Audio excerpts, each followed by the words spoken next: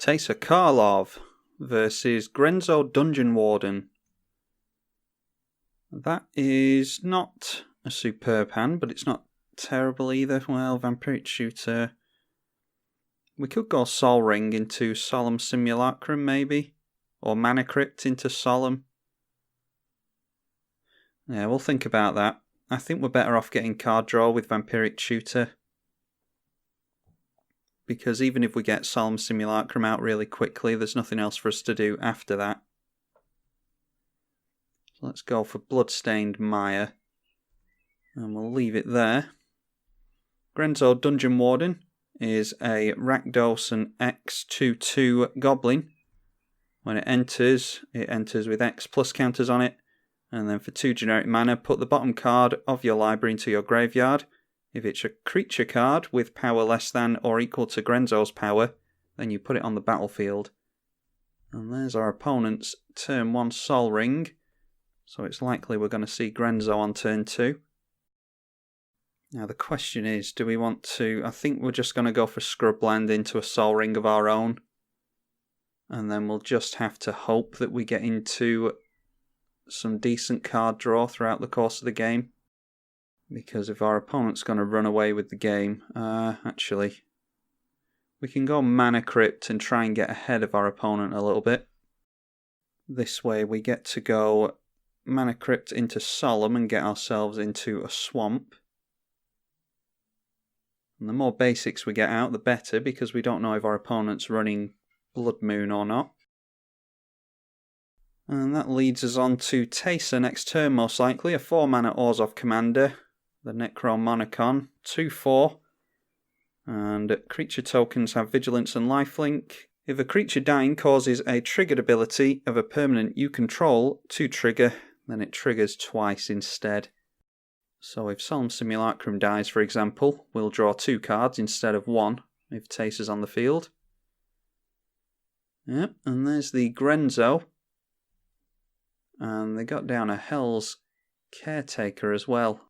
They got down Grenzo for just 2, didn't put any plus counters on it, and then Sol Ring activated it and got down the Hell's Caretaker.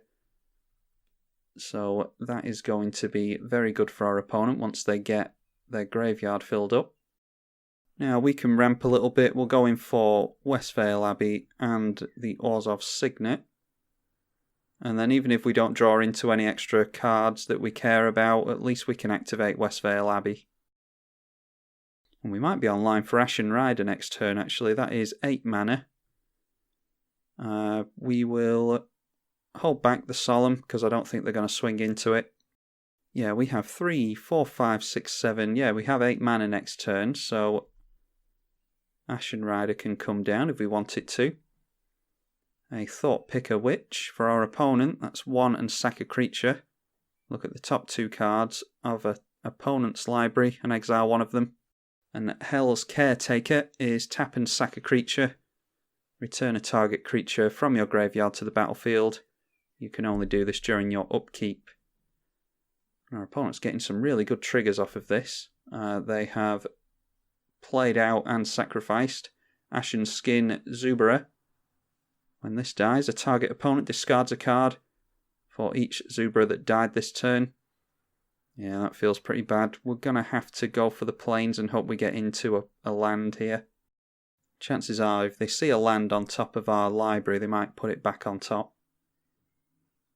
And they have exiled an Angel of Invention from us. That would have been more tokens. And a Phyrexian Altar, that can... Yeah, that can at least get rid of the Solemn Simulacrum and draw us a couple of cards. So we'll go for that. Yeah, I think I'll sacrifice it now. Just so that we can get some card draw on the go. And there's our land. And there's an Utter End. Now then, I think I'd like to get rid of that Hell's Caretaker. Because if they can get rid of this and have us discard cards, then I'd just rather not see that. So let's get rid of the Hell's Caretaker. There's an argument to be made for Grenzo, but yeah, we're in pretty dire straits as it is now anyway. We're in top deck mode, and there's no guarantee that we'll get the Ashen Rider down next turn. Our opponent's getting really good card advantage from Grenzo. They don't seem to have missed so far. Swing in here with Teysa and start to get some damage on our opponent. That is a 2/4, so they won't be able to gang up on it and kill it. Going for Thieving Sprite. When it enters the battlefield, target player reveals X cards from their hand, where X is the number of fairies you control. You choose one of those cards and that player discards it. So yeah, we were never going to keep the Ashen Rider. So I don't feel too bad about the plays we made last turn.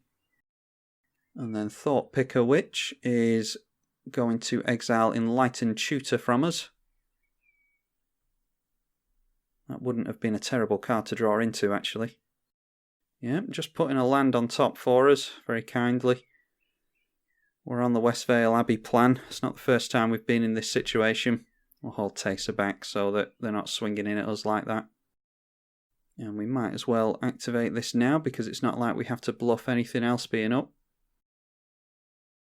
Westvale Abbey is a colourless land, or a land that taps for colourless, but it also has 5 tap, pay a life to get a 1/1 black and white cleric token, and then 5 tap and sack 5 creatures, transforms it into Ormondal Profane Prince, which is a demon, a 9/7 with flying lifelink, indestructible and haste.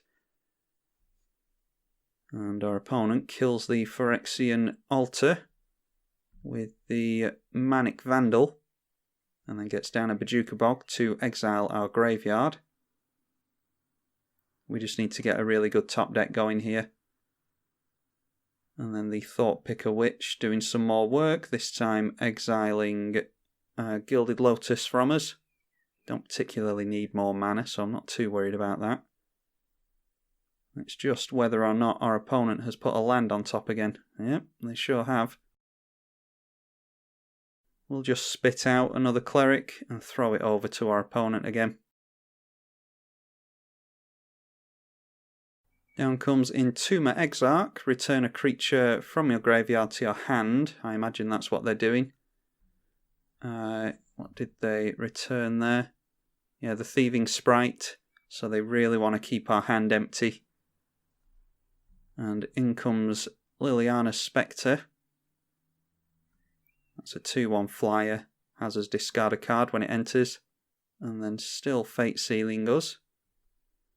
I think that was an Archon of Justice they got rid of there. And then they're doing it again. What did they get rid of this time?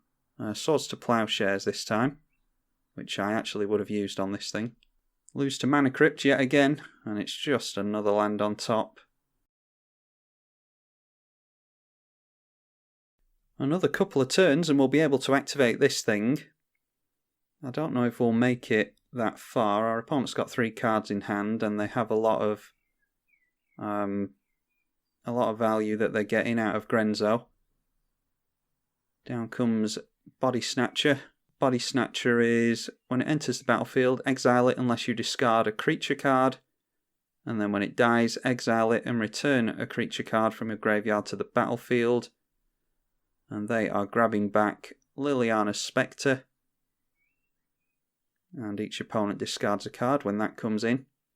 I think they're just using creatures to Fate Sealers with the Thought Picker Witch here. Well, they exiled a Verdant Catacomb, so I assume it's yet another land that we're drawing into. Yep, they just had 2 lands to choose from, and they gave us the Pain land. Okay, so unless our opponent does something about it, next turn we can get down the Ormondal Profane Prince. And they finally miss with Grenzo. They dump a mountain into the graveyard. And they exile a Viscera Seer with the Thought Picker Witch.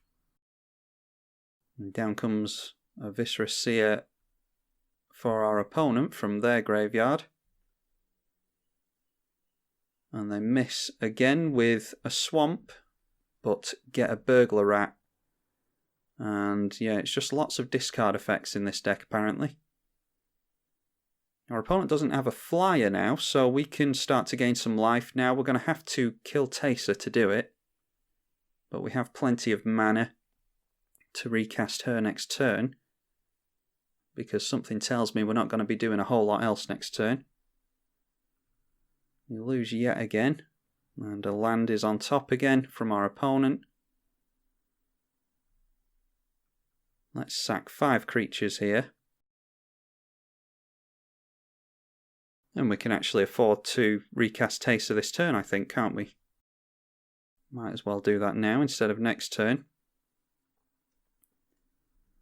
And this thing isn't indestructible, and the fact that it has lifelink is going to really help us as well. Not sure how many exile effects our opponent's going to have in Rakdos. Black and red do have some exile effects, but they're not necessarily commonly used in Commander. Back up to a much more comfortable life total of 15 there. And our opponent making use of the Scribe on Viscera Seer by sacking the Burglar Rat. Our opponent gets into a Dimir Houseguard, and they whiff with a Mountain. Oh, and they get into Blood Artist, so they've got some Aristocrat effects in this deck. They have a Sack Outlet and a Blood Artist. And they're fate sealing us yet again. They exile Read the Bones this time. Let's see if they put another land on top. They've been very lucky with the cards that they've been looking at. Bear in mind, every time our opponents use this card, one, sack a creature, look at the top 2 cards of our library. They've very consistently seen a land, which means that they get to exile the good card that's actually of some use to us, and then put a land on top of our library, which is very unlucky for us, and it's really good for our opponent. Our opponent might get, we need another couple of hits with this, but our opponent might get into a flyer that they can chump with. I don't think they're going to have enough with the Aristocrats. And they get a Shirei Shizo's Caretaker. And then they sacrifice the Blood Artist. Whenever a creature with power 1 or less is put into your graveyard from the battlefield, you may return that card to the battlefield at the beginning of the next end step, as long as Shirei is still on the battlefield, so our opponent will get the Blood Artist back, and our opponent is just getting a free Aristocrat effect and a free Scry from the Viscera Seer, no doubt hunting for an answer to our Almondal Profane Prince. Okay, and they are sacrificing the Thought Picker Witch to Viscera Seer as well, which is yet another free Scry. Our opponent will get both of these back. They know that we're not going to deal with Shirei. They could actually sack the Viscera Seer to itself in order to get a free Scry. This is really good in a Grenzo deck, because you can scry things onto the bottom, and then you know what's on the bottom of your deck to go and grab something with Grenzo. Out comes the Thieving Sprite. I forgot our opponent had that in their hand. So that is a chump blocker for our demon.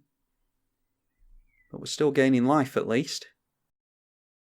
Yep, and they sack the Thieving Sprite to get another Scry effect. And then they know what's on the bottom of their library, I imagine, because they probably just scried something to the bottom. So let's see what they got. Okay, Triskelion. That's 1 damage to us. And another damage to us. This thing comes in with 3+ counters. You can remove a counter from it to deal a damage to anything. And they are most likely lightning bolting us there and then going to sack it with Viscera Seer. And they get yet another Scry, and they will get the Triskelion back with Shirei next turn because it only has 1 power. So they're going to get 4 creatures re-entering. And they might have some kind of infinite combo that they're trying to go for here, but they don't have it yet. Unfortunately for us, they can chump block pretty consistently with the Thieving Sprite now, because they'll always get that back with the Shirei. Yeah, we'll just always yield to that. I don't think we ever need to respond to that. And then our opponent might chain a bunch of Thought Picker Witches here. Oh, we get into Bitter Blossom. That's not too bad. Can our opponent make us discard here? They might have something on the bottom that does.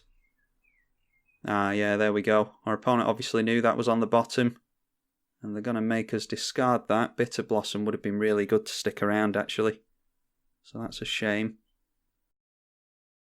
So if our opponent has some kind of soft lock on us now, I might just fast forward the video. If it's just a case of me continuing to swing in with the demon and gain life, either our opponent's going to eventually time out, or they're going to get some kind of infinite combo off on us. So I'll just fast forward it here and we'll see what happens.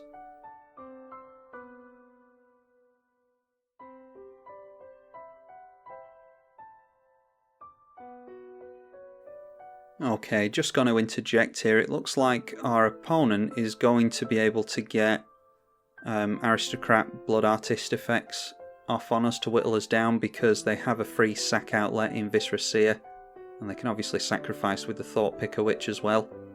So what they can do here is sacrifice all of their 1 power and below creatures and deal damage with Triskelion as well. And we will lose life from Blood Artist and Triskelion, and then they'll all come back at the end step on both our turn and our opponent's turn thanks to Shirei, and they'll be able to get lots of damage going and whittle us down faster than we'll be able to gain it back with our demon. So looks like our opponent's definitely got it, but I will fast forward through here and make sure that that is what the plan is.